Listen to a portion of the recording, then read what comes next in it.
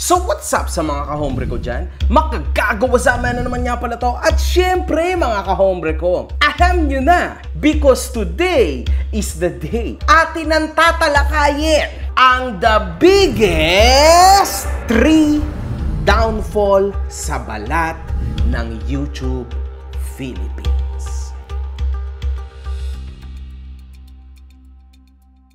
Hinahanap mo ba ako sa Facebook? I-follow mo na ako. Ito ang page ko. Magsisimula po tayo mga kahombre ko sa pinaka mababa. Ang atin pong influencer or grupo na nababagay sa number 3 ay ang Brusco Bros.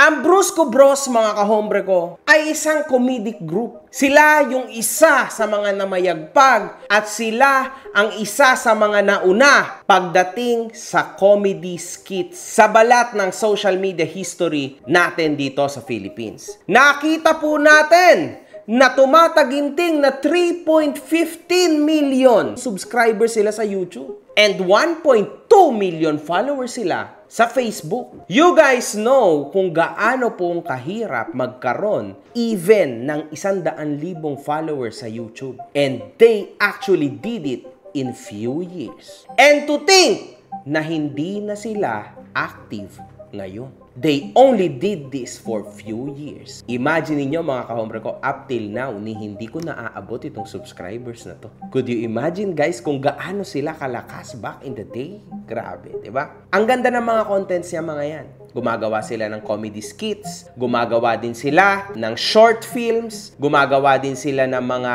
vines back in the day. Sumali din sila sa entertainment tulad ng BOTY. So, maganda talaga yung content itong mga to. At noong mga glory days nila. Uma-average sila mga kahombre ko ng tumataginting na 3 million to 10 million views mga kahombre ko. Napakalala nito mga kahombre ko. Most famous video nila ay yung Brusco Inmate.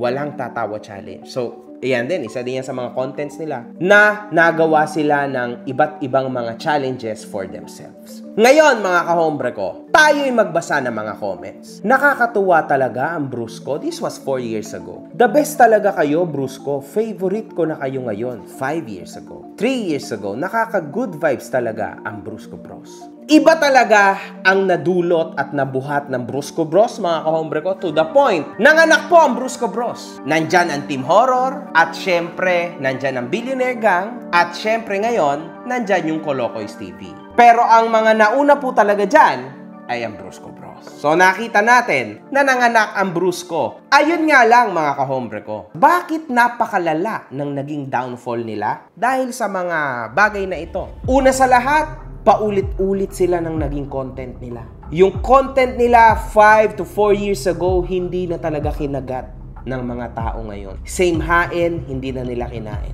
Same hain, hindi na bumenta. Yun lang po yung logic doon. Makikita din natin, hindi na nag-evolve, hindi na nag-improve ang content nila. Even yung camera nila, camera angles, editing, wala nang nagbago, no? Sinusubukan naman nilang bumalik. Nakita naman nating lahat, 'di ba? Nag-try silang nitong mga nakaraan. Pero wala na talaga kasi nabaon na sila sa kung ano sila dati. Hindi na nila nabitawan 'yon. Wala. Unfortunately, life goes on sa social media. Social media world is just super fast. Kapag hindi ka naka-keep up, durug ka talaga. Wala nang makakaalala sa'yo. Ganun yon mga kahombre ko. Ano pa ba ang isa sa mga nakasira sa mga taong ito? Ang flexing at ang pagka-addict nila sa wealth. Nakita din natin, nagsimula sila ng zero. Kitang-kita nyo sa itsura, sa bahay, sa pananamit nila, sa sitwasyon nila.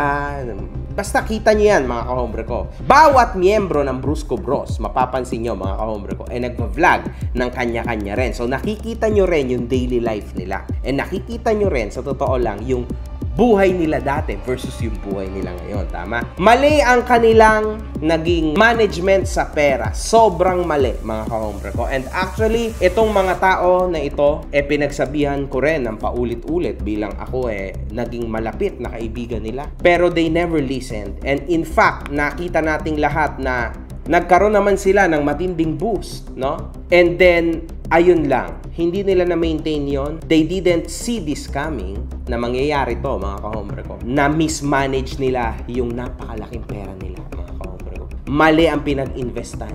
Kotse, nagrenta ng malaking bahay. Yun lang. Yun isa talaga sa mga mali. And makikita din natin, mga kahombre ko, some of the ex-members or members ng Brusco Bros bumalik na sa dati nilang buhay. And nakakalungkot makita yun. Makikita nyo yung lahat sa mga IGs nila na wala na. Ang nangyari was naging panandali ang hiram lang yung naging buhay nila sa taas. Tas bumalik ulit sila sa baba.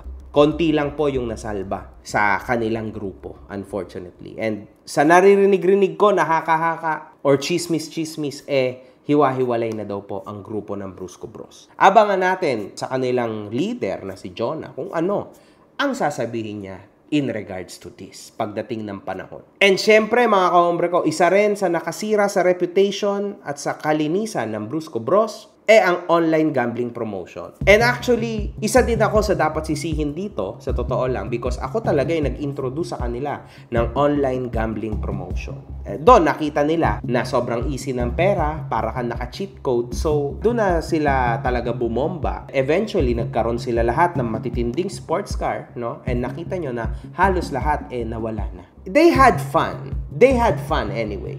And last but not the very least, ang Brusco girlfriends. Nakita din natin, mga kahombre ko, naging super toxic na, mga kahombre ko, ang Brusco Bros simula nung isinama na nila yung kanilang mga Brusco GFs. Madalas na sila nag-aaway, toxic, tas nagkatampuhan, nagkagulo. Basta, sobrang daming nangyari na mga toxicity na hindi talaga kinaya ng kanilang grupo. Ito po ang mga comments in regards to this. I miss old Brusco Bros. 2 months ago yan. Ito ang mga example ng content creators na nagbago ng dahil sa pera. Ano na mga Brusco, watak-watak na ba kayo? Wala ng video-video? Ito po mga kahombre ko ang views ng Brusco Bros as of now.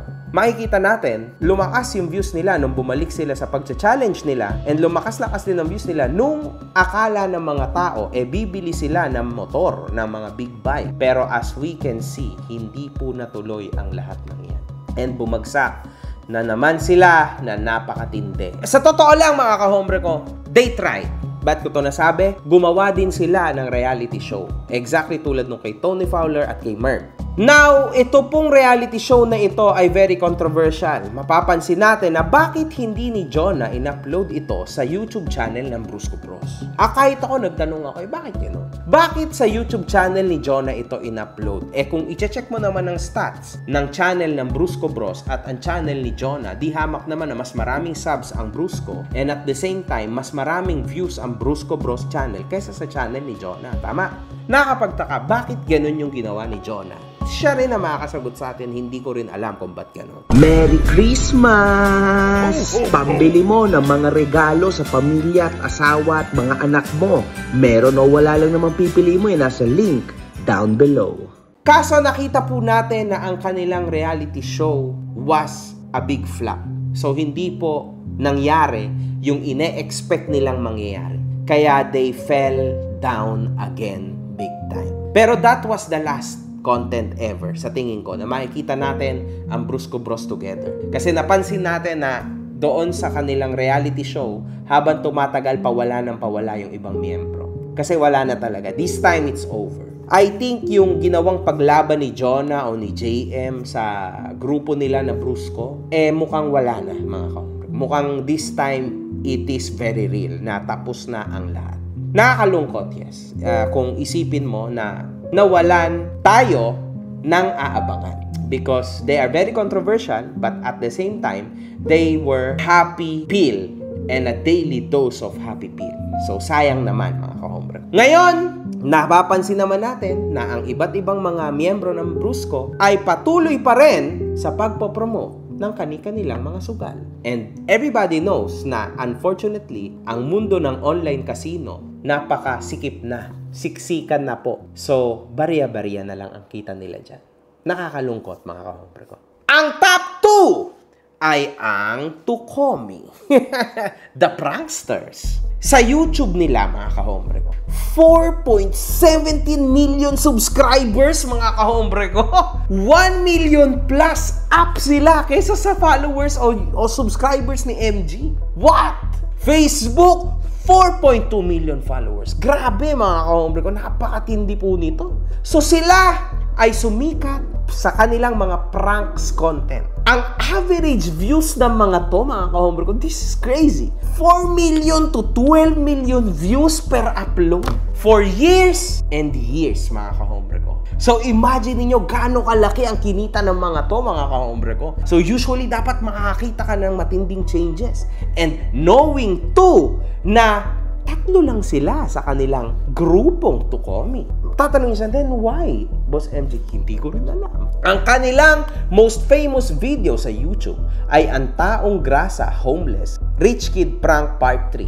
Driving sports car. Anyway, ito po ang mga comments sa kanila back in the day. Grabe mga pards, ngayon lang talaga ako na-amaze sa vlog. Mula ngayon, isa na din ako sa mga fans nyo, mga idol. 3 years ago yan. Kamisto, talagang nagsimula sa prank-prank sa Pinas. Yung legit na prank. Tukomi is the best prankers in the Philippines. 6 years ago to, mga kahombre ko. So actually, sila nga ata talaga ang nag-introduce ng prank sa Pilipinas, mga kahombre ko. So they were the legends. Bakit ba sila nag-fall sa tingin ko? Nag-downfall sila nung pumasok na sila sa mga controversies. Kasi ang mga tao nila, ang mga manonood ng Tukomi, ang inaasahan lang sa kanila, happiness lang, saya-saya, lap trip lang, joke-joke, prank-prank. Now, nung naging totoo na yung prank, mga kahombre ko, hindi na nagustuhan ng mga followers nila. That's why sumobrang lala ang downfall nila. And you can see it starting sa swimming sa isang mall fountain. Sobrang grabe niyan, mga kahombre ko. Ang pangit ng nagawa nila dyan. And unfortunately, dyan na sila nagsimulang i-cancel ng mga tao pagtapos nilang gawin yan. Tas nagkaroon din sila ng isang gate crashing sa fashion show. Then, naghagi sila ng bag ng naka-Muslim prank. Eto, mga kahombre ko, this is very tough. This is a very, very tough prank na gawin dito sa Philippines. Kasi masyadong sensitibo pa ang mga tao sa Pilipinas, sa tansya ko, lalong-lalo na pagdating sa religion. So, this was a very wrong move sa tingin ko, ha. Hindi pa handa ang ating bansa na makatanggap ng gantong mga klaseng biro. Okay? Hindi pa tayo ganun ka-open-minded. Isa pa, nung umalis si Oliver sa group, which is part ng grupo nila to. At syempre, mga kahombre ko, yung pinakamalala, yung kidnapping prank. Oh my goodness, mga kahombre ko. So, ang lala nito. At kung maaalala natin, nakulong po sila. Hindi ko alam kung ilang araw, pero nakulong sila dahil sa mga pinaggagawa nila na to. Isa dito, yung motibo ba't sila nakulong. Simula niyan, mga kahombre ko, after niyan, tumigil na rin sila sa pagpaprank, I think. Nag-try silang bumalik every now and then, pero hindi na ata kaya ng mga utak nila. So, medyo natakot sila. That's why, yan na yung naging sitwasyon ng buhay niyo. It's a very sad reality na makita na yung mga legends, pasama-sama na lang kung kani-kaninong mga influencers. Nakakaawa din, mga kahombre ko, sa isang banda. Because nakilala ko din sila, binigyan nila ako ng chance, no? Na ma-enhance nila yung kanilang talento even sa basketball. Kasi pinaunlakan nila ako sa aking Battle of the YouTubers. Sumali sila sa akin. And yung kambal na yun were very, very good people. So, muntik ko nang makalimutan ang Tukomi. Napasilip lang uli ako sa kanila. Paunti na ng paunti ang views nila. Di katulad dati na naabot ng 5 million views ang videos nila. Wala na ata ang Tukomi talaga. Ang laki ng pagbagsak ng views nyo, mga lodi. Kumonti na yung views nila after sa nangyaring hold-up prank. Totoo yun. Yun talaga yung motibo. Nawalan po ang Tukomi ng credibility. Yun yung naging problema nila. Makikita po natin dito, a year ago, 21,000 na lang po ang views nila. A year ago, 23K. A year ago, 15K. Grabe, mga kahombre. A year ago, 16K, 5K.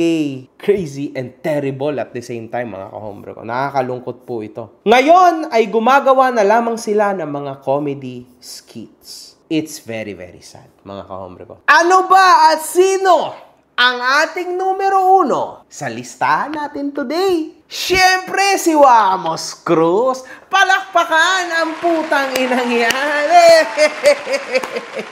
Si Wamos Cruz, this is a legend. This is a legendary guy, mga kahombre ko. Meron siyang 863,000 subscribers sa YouTube and 7.8 million followers sa Facebook, mga kahombre ko. Grabe. Itong 863k subs niya sa YouTube, hindi siya nagmimix ng ayos sa kanyang fame. Sigurado ako na napatutok lang talaga siya sa Facebook niya, mga kahombre ko. Kaya naging ganito. Pero otherwise, I think pang 5 million subs tong tao na to sa YouTube. Pero hindi niya masyado tong tinutukan, kaya na-stuck lang siya sa Facebook. Papetiks-petiks lang to sa YouTube sa tansya ko. This guy is a legend sa mundo ng Facebook. Saan po ba naging famous si Wamos? Sa comedic dance videos niya. And then, ang average views niya back in the day was 5 million to 30 million views, mga kahombre ko. Grabe na to. Because kung ang Brusco Bros ay daily dose of happiness, itong tao na to is literally happiness. Nakakatawa talaga to, mga kahombre ko. This guy is a crazy comedian. Sobrang lap trip, mga kahombre ko, as in. Yung most famous video niya sa YouTube ay ang Lamok Dance Challenge by Wamos Cruz. This guy is super crazy, man. Thanks, brother. Napakasaya ng mga videos mo. Super idol na idol kita. Sikat na sikat ka na, kumag. Idol na kita matagal na. Sa dami ng vlogs mo, di ko na masundan. Kung ano-ano nang pinasok niyan si Wamos, tandaan nyo, nasa TV din yan back in the day. Bago siya magsimula sa social media, nasa TV talaga yan. And actually, dun ko siya nakilala, no? Nung napag-guesting ako sa TV5, he was there. He was the co-host. Ibang-iba pa si Wamos noon, mga kahombre ko. Yung ugali niya na yun was great. Sana mahanap niya ulit yung ugali na yun at yun pa rin ay yung mailabas niya ulit, no? Kasi yung lumalabas na Wamos ngayon, hindi masyadong okay para sa akin, Lumaki ulo, nung nagkapera ng konti, and then meron din siyang pagkasinungaling. O hindi ko natitripan yung ganung klase ng estilo ng Wamos ngayon. But yung Wamos before was crazy. Lalo na before nung pagsikat niya. He's a good man. Paano ba bumagsak ang isang Wamos Cruz? Maraming mga nagdaan na kontrobersiya kay Wamos. Unang-una sa lahat, kung mapapansin at maaalala nyo yung issue niya sa Raffy Tulfo in Action about him and about his wife ngayon, diba? Na si Tonet. Ngayon, yung tambay cap collector issue, smuglas issue, sahod sa editor issue, yung pagnakaw nito ng isang clip sa kanyang Asoka Pinoy Challenge entry at kung ano-ano pa, mga kahombre ko, maalala niya. Yan yung mga motibo, no? Kasi tandaan nyo, ano ba ang content ni Wamos Cruz? Ang content po ni Wamos, mga kahombre ko, ang magpasaya. Definitely hindi content ni Wamos ang sumingit sa issue. Kaso yun yung naging problema ni Wamos, kaya siya bumagsak. Dahil nagkaroon na at pumasok siya, ipinasok niya yung sarili niya sa mga issue na hindi naman talaga kailangan. Sayang, kasi he was all for the gold pagdating sa comedy. Ang daming questions, mga kahombre ko. Hanggang ngayon, no, ang dami niyang naging house tour. Halos lahat ng bahay na hinouse tour niya, sinasabi niya na kanya. And then after few years, 1 year, few months, magbabago na naman siya ng bahay. And house tour na naman niya. Ilang beses niya na po itong nagawa. And hanggang ngayon, ganun pa rin ang sinasabi niya. Na kanya daw yung bahay. Siyempre, mga kahombre ko, ang daming mga tao na nagtatanong, teka, totoo ba talaga yung wealth mo? Ano ba talaga? Rental ba yan o sa'yo talaga yan? Kasi iba yung kwento niya sa kaganapan. Yun lang yun, no? Isa yun sa mga motibo sa tingin ko kung ba't nagkaroon ng matinding downfall ang tao na ito, because nag-start na siya na hindi maging totoo sa kanyang sarili at lalong-lalo na sa mga tao. Uulitin ko, may masama ba? Na simple ka lang? Na simple lang ang buhay mo? Na wala kang bahay? Na nakarental ka lang? Masama ba yun? And isa pa, nagsimula na din siya, mga kahombre ko, na mag-flex ng iba't ibang mga sports car. Sabi niya, kanya daw to. Kanya daw yon, kanya daw itong isa, kanya daw lahat to, kanya daw yan. And at the end of the day, makikita natin na wala na yung mga sports car na kanyang fineflex na kanya daw kuno. Even ito, nagulat ako kasi last video niya nasa YouTube, meron daw siya doon na nabiling Challenger. Now, we never saw it again. Ano ba talagang totoo? Alam nyo kasi mga kahombre ko, iba na rin talagang takbo ng social media ngayon. Napakahirap na puntangahin ng mga tao. Totoo yan. Definitely hindi na tulad dati mga kahombre ko. Dati kasi ang dali lang tangahin ng mga tao mga uto-uto. Ngayon meron pa rin mga uto-uto pero hindi na ganun kalala. Yan yung totoo. Bakit ka nagkaroon ng gantong kalalang downfall, Wamos? Lalong nagkaroon ng napakalalang question mark nung nag-vlog ang kanyang ina at nasa barong-barong lang nakatira. So people started on really seriously questioning. Ba't ganito lang ang nanay ni Wamos? Di ba? Million ang mga pineflex na pera ng tao na to. Now people started on asking, totoo ba talaga ang iyong wealth? Paano mo nalulunok na ganun lang ang sitwasyon ng ina mo? Hanggang ngayon, mapapansin natin na hindi na siya nakalabas sa dalawang content na to. Sugal, flexing. Minsan comedy sa kanila ng asawa niya pero wala nang epekto. Finished. Now his views are just petty views. Hindi na tulad dati. So pag small views sa content creator, that's equivalent to a big fail. Lalo na at hindi to normal na creator lang. This guy is a legend. Kapag wala ka ng number at laus ka na, bye. Wala na may paki sa'yo or makakaalala sa'yo. Wala ka ng ma-content, baduy. Balik na siya sa self-desecrating content kung saan siya nakilala. Tapos na ang pagpapanggap. Ayan, makikita natin dito. 6 days ago, 361k views. 5 days ago, 61k. 4 days, 58k. 4 days, 54. Tapos, a day ago, 260k views. He's trying his best. Pero definitely, malayo na po ito sa numbers ng Wamos na nakilala natin. Marami tayo na sinaluduhan sa mundo ng social media. Marami tayo na inidolo. Yun nga lang, hindi tayo masyado naging sigurado kung tama ba na pinasikat natin ang mga tolongges na ito. Nakakaawa naman sila sa huli. Binigyan nyo ng fame and then sa huli, sila rin mismo ang bumasak sa kanilang mga buhay at sarili. Kunwari tulad nung ginawa ko, na nagsimula ako sa baba bilang pizza maker, tas naitaas ko yung sarili ko bilang OFW. So kahit anong ibagsak ko, mga kahombre ko, dito na lang ako babagsak. Kasi meron na akong nagawa na base ko. And then saka ako umuwi sa Pinas, saka ko pinusuan ng pagiging influencer. So kung babagsak ako hanggang dito na lang. So in short, may pundasyon na ako nabuo. Unfortunately, mga kahombre ko, ang mga ito, simula dito, sumikat. Wala po silang nabuong pundasyon sa tunay na mundo. Naalala din natin, lately, na nagkaroon si Wamos na napakalalang issue kung saan tinatag siya na siya yung nahuli na nagbebenta ng napakaraming vape sa Baguio. Nakita po natin yung kanyang Finlex na Super Grandia. Check, nandun. Tas yung blur na mukha niya, yan. Hindi tayo sure kung siya nga ba talaga yan. Pero sa mga comments ng mga tao, parang siya yun. Nadali na naman po si Wamos sa napakalala na issue na ina-allege sa kanya ng mga tao. Hindi tayo sure kung siya talaga yan. Isa din yan, no, sa medyo maaring makasira sa kanyang reputation. Yun lang, mga kahombre ko. Nakakalungkot. Pero again, yan talaga mundo ng softmen. Minsan nasa taas ka, minsan nasa baba ka. Ang tunay na challenge ay ito. Will you be able to go up again? Tulad ng ginawa ni MG! Salamat sa mga kahombre ko. Wala. Good fucking vibes. Mga putang ina nyo kayo.